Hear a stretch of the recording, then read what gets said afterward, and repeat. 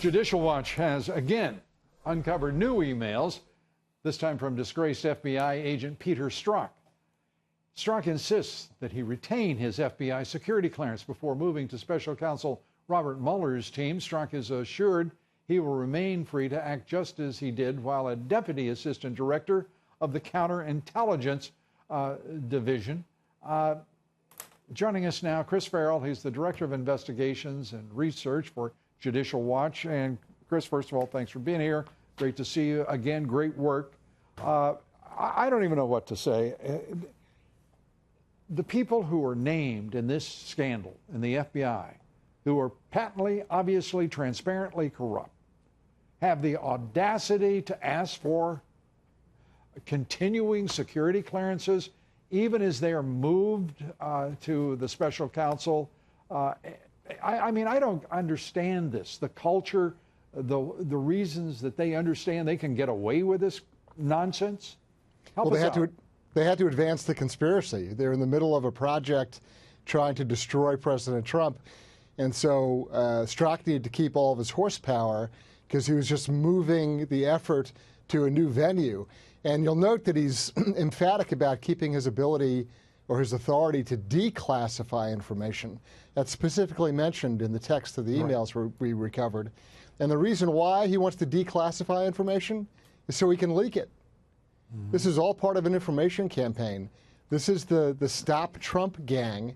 We have it in their text messages and their emails. The FBI bends over backwards, changes procedure and process, creates a new floating deputy assistant director position so that Strzok can, keep his hands in the game and be able to have the same authority and power while he's detailed over to the special counsel's office. This is abuse of power, abuse of procedure. It's criminal. And I think the emphasis on his authority to declassify information is quite telling, because if you want to look for leaks, and we already know that there's a problem with Comey and McCabe and Strzok and the manipulation of information, that's where you need to look.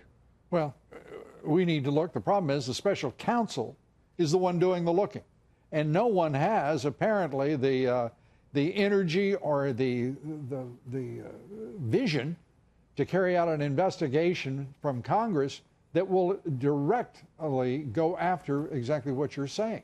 It's a peculiar time, and we know that all of these documents, the FISA warrants, the scope memo, we still haven't seen. Jim Kallstrom and I were just talking about that. Yes. By the way, Jim Kallstrom says to say hello to you.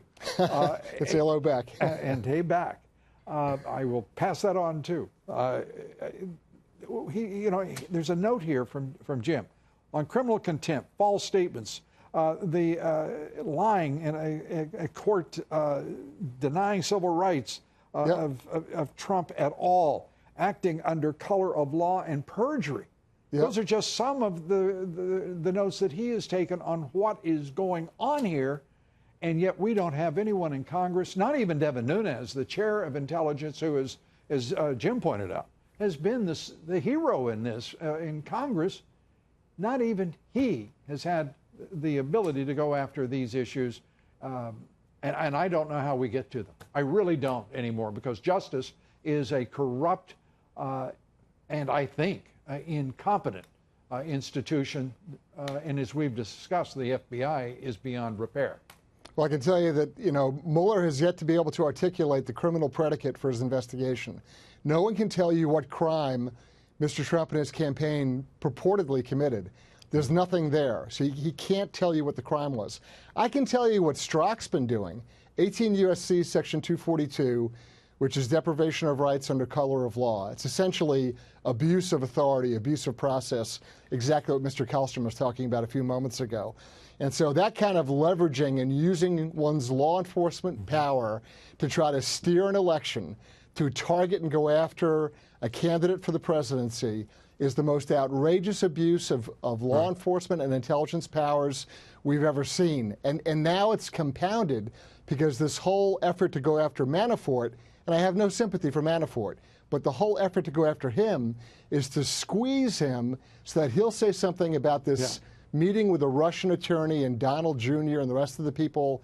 And, you know, and let's be clear about that meeting. Well, wait a minute. The vessel we Vitskaya. can't go meeting by meeting, Chris. We're really in trouble, if you will. Your point. No, I was going to say that the meeting with the Russian attorney, she met with Fusion GPS before the meeting and then after the meeting. Right. And in the intelligence world, that's called dispatch and recovery. She was a targeted asset of Fusion GPS in the Clinton campaign to try to generate a crisis. Fusion GPS has just been corralled by the Russian oligarch who has charged them with other things, including defaming him and his companies. I mean, this is going the other way, but it takes a Russian oligarch to actually use the court system to get to one of the obvious central actors, and that is, you know, is Fusion GPS. Mr. Mueller, if you're looking for conspiracy, go back to Fusion GPS and the Hillary Clinton campaign. It's amazing to me. And one last quick question, quick answer, if you would. We see now that Comey has been told to preserve his records. He's going to be ordered back to Congress. Is there anything to that? Is it a moment, or is it just another non-event? The more Comey talks, the better. You know, he's in a position now where he's contradicted himself repeatedly. So let's keep Jim Comey talking. The indictment will write itself. Chris Farrell, thank you for helping those folks out with all that you do, and hopefully those indictments will be written soon, because it's going to have a lot more names than the former fired FBI Director James Comey. Chris Farrell, thanks so much. Thanks, Lou.